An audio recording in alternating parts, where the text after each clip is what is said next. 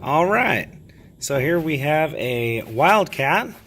This one's a 700, and what we're going to do is show you how to install your PROFLEX commander system.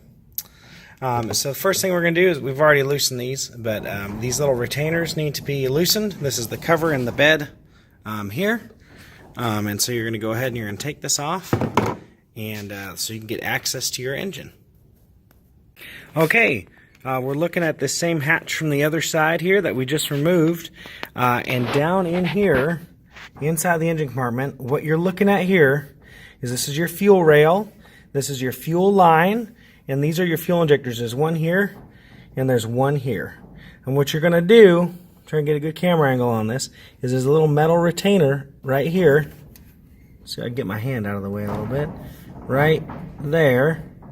And you're going to push in on it. You can see that moving. And when you push in, you'll slide those back. You need to push in and slide those back at the same time. And you can go ahead and do that to both of these here.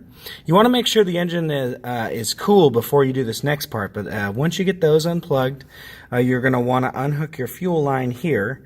And it's just as simple as the injectors. You're going to push on that black piece you can see here. Yours may be a different color. Sometimes it's just by production run. Some of these things can be a little different. As you see, this will just swivel on here. Go ahead and push on that, and sometimes it'll be a little stuck, but push in on it and push in towards the rail here, and then it'll slide back. And the only reason I say to push in is that kind of helps break that stick or seal kind of that it's got on there, so you can slide it back. If you're just trying to slide it back, sometimes it feels hung up. Just push it in and it should pop right off. And at that point, you'll be installing our line, sensor, and harness to complete your installation. Okay, I'm going to try and get a video of how to unhook these fuel injectors. So you're going to push in on the metal piece on the bottom, and you'll wiggle and pull off, and they'll come off just like that. All right, I have a harness here to show you how to connect everything. So this is, you'll have two of these, one for each injector, and as you'll see, the connectors look the same as what you have. And so what you'll do is, this is the male end here. That's going to go into your existing connector on your harness.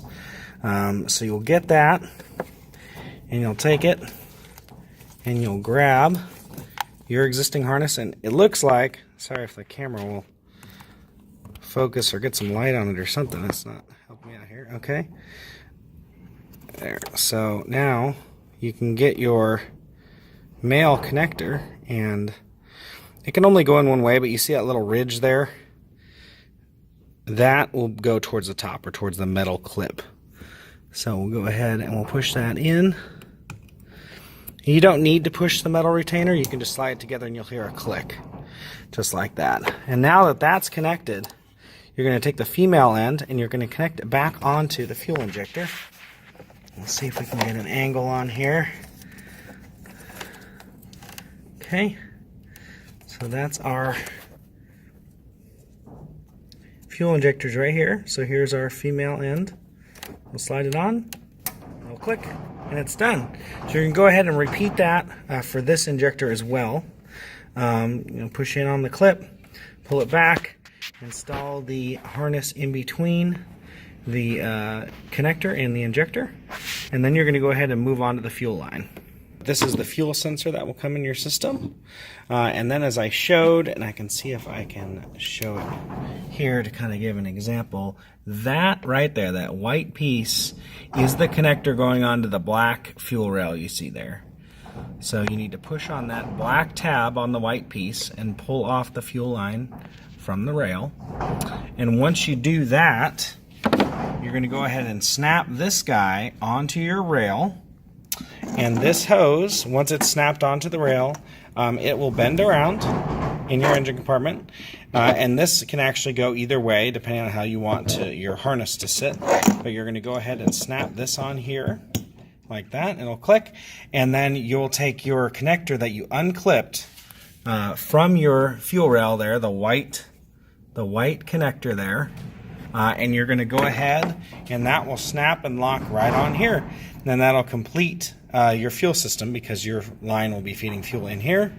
back out, and this end will connect right onto your fuel rail. So that's how you install the fuel line portion of the system on your Arctic Cat.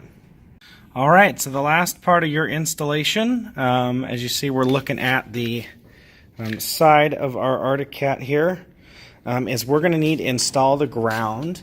Now, all the systems come with a ground wire that already has an eyelet installed on it. And what you're going to need to do is it needs to be a really good ground, preferably the actual ground to the engine from the battery. But sometimes that can be a little hard to get to. So a good ground is going to be any bolt that's coming out of the case of the engine. So there's all these little bolts here. Obviously you don't want to cause a leak by taking something apart that you don't know what it is, but you can put your ground ad light behind one of these bolts here, and make sure that the metal is really clean. It's very important that it's clean and you have a really good ground. But this is right down from the fuel injection system. Is a little hard to see. There's the intake up there. But these bolts are fairly easy to get to. That's why I'm showing you this here. And then you can tuck your system up. We supply a couple of different mounts with it so that you can mount it securely, and your system is complete and installed.